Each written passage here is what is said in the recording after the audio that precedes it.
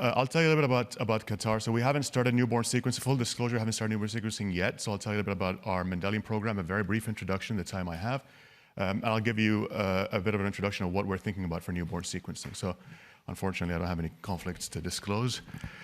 This is the state of Qatar. If you're not familiar with it, it's a small peninsula off the Arabian Peninsula in the Middle East. You might be familiar with our airline, our skyline, our old souk, our beautiful museums.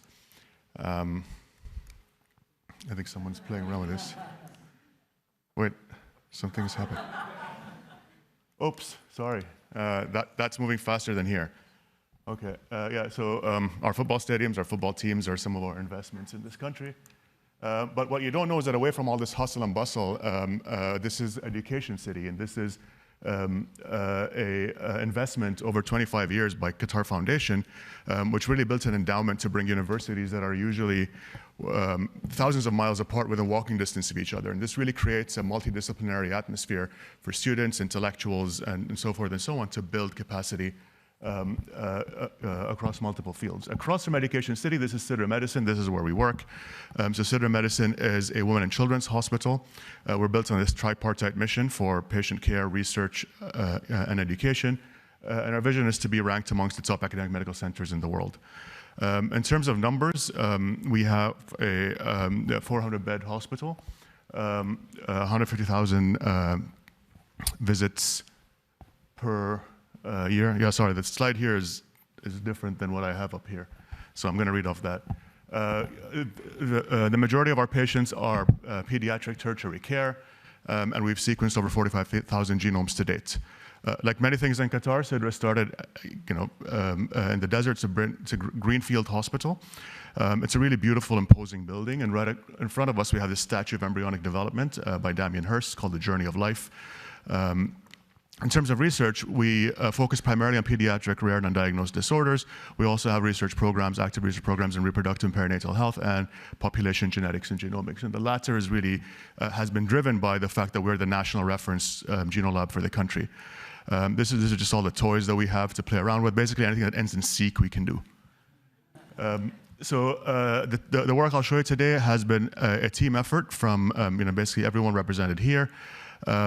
And I'll just give a glimpse on how we think about disease. So the lab of genomic medicine, many people think of genomic medicine in different ways. I think of traditional medicine as being a medicine of the different parts of your body. So you go to go to a cardiologist or a pulmonologist or a neurologist. But really, we all came from this one instruction book, and this instruction book, which contains your DNA, has the blueprint for everything that's going to develop in you over the course of your life. And so the way we look at genomic medicine is, if we take individuals suffering from any sort of disease and start looking at their genomes, we'll be able to figure out variations in their genome that cause disease in any organ. So why is Qatar suitable for gene discovery? I think, as many of you know, the Gulf Arab populations are geographically and culturally isolated. So not only are we in a peninsula, but within that peninsula we have very tribal mentality. So people marry more commonly within certain tribes than others. We have long reproductive periods, so people usually get married early in life and they continue to having children into old age. We have large families, 4+ children on average. This exposes recessive alleles with multiple affecteds usually, but with the more children you have, the more chance you're going to see a de novo disease also in these children. Much of the Arab Peninsula started with a very small number of founders, so we have these founder mutations. 23% of people reported that their parents were first cousins, and about 50% reported that they're married to a first or a second cousin. So this high level of consanguinity not only drives gene discovery for rare disease, but drives the ascertainment of Mendelianized forms of what we consider to be complex or sporadic disorders around the world. So as many of you know, this is very, very well suited for NGS and multiomics.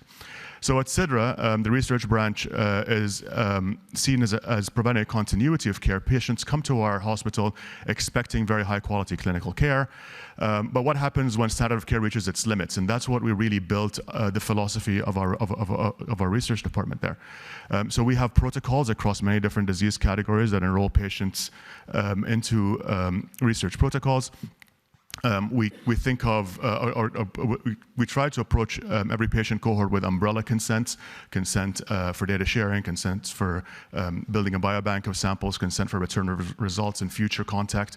And then we have, through either our institute, where we have research platforms, or through the greater community within Qatar and Education City, we have access to core facilities that really allow us to figure out what's wrong with each patient.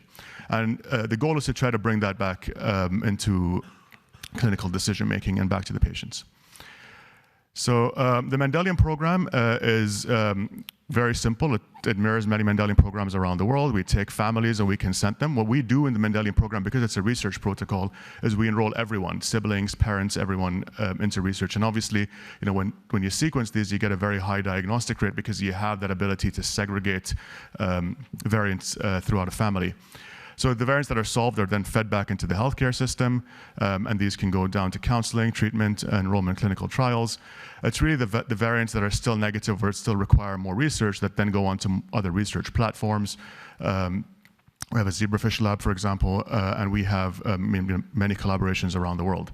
Again, a subset of these will be solved, but all of these families and all of their samples or data are available for sharing and for future research. So please reach out if you're interested.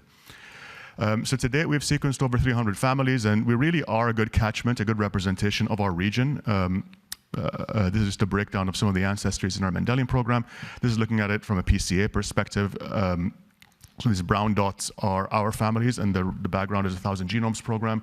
So you can see that we have very good representation from around the world in our cohort. We have a number of rare diseases that we've solved, actually a large number of rare diseases that we've solved. I'm showing some examples here. These are all novel mutations, founder mutations that we've discovered. As you can see, the recurrent theme is regardless of the clinic that they come in, there's usually multiple affecteds, multiple consanguinity loops, which really helps us in identifying these novel variants. The other thing we notice is despite the small sample size, we see this, where two families that come in completely separately with similar syndromes end up having the same mutation. So this is a recurrent theme. Here's a couple of families that came in through the nephrology clinic with what appeared to be Alport syndrome, and we found the same frame shift mutation in the kids of both families, and then by calling them back, we realized that they're actually part of a larger they share a recent common ancestor. And so the idea is that we have this growing internal database. We do all the sequencing for the Qatar Genome Project. So there's about 45,000 reference genomes there that are hosted at CIDRA, but we also have all these rare disease families. So please, if you're interested in gene matching or interested in collaborating, do get in touch. This is just an overall summary of our diagnostic yield. It's about 44%. It's highest as you'd expect in the neurology clinic. It's the lowest in things that are very complex like ASD.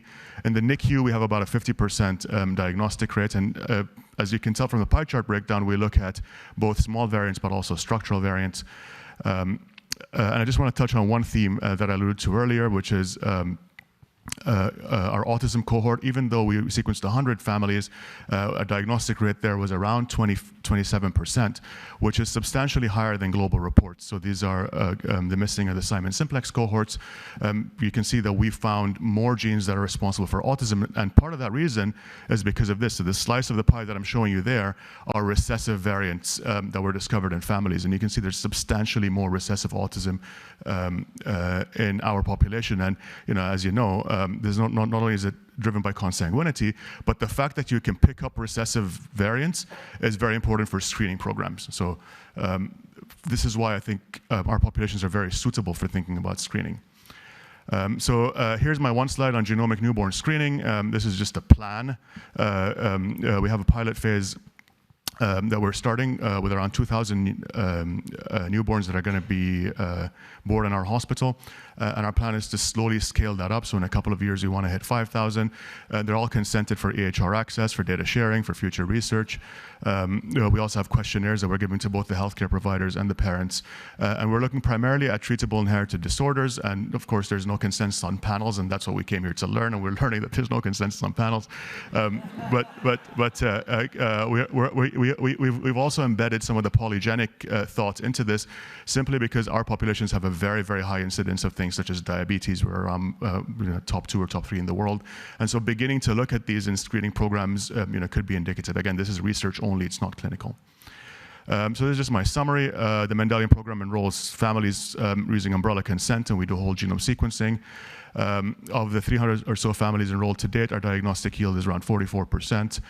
All of the variants that we discovered and our databases feed into our screening panels, and they're available for data sharing. If you want minor allele frequencies, etc., you can get in touch with us.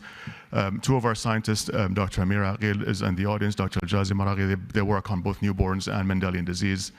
A big thank you not only to my lab, but all the physicians that work with us.